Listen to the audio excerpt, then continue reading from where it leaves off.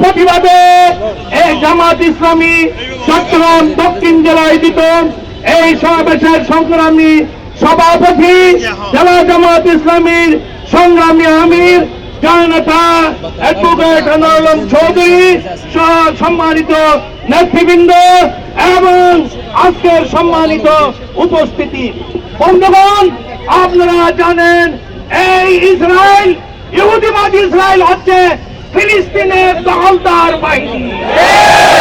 1949 সাল থেকে তারা ফিলিস্তিন গাজায় দখল দায়িত্ব কায়েম করেছে।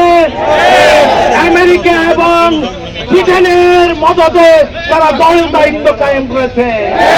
আমাদের ফিলিস্তিন একটি স্বাধীন সার্বভৌম রাষ্ট্র ছিল এবং ফিলিস্তিনের অধিবাসীদের এটা হচ্ছে পৈতৃক আবাস ভূমি।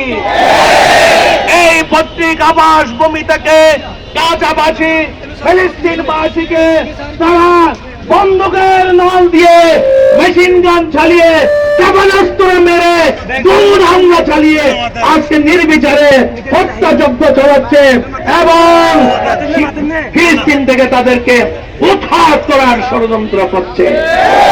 বন্ধুগণ, আজকের এই বিক্ষোভ সমাবেশ গোটা বাংলাদেশ ব্যাপী জামাত ইসলামী ঘোষিত বিক্ষোভ সমাবেশ।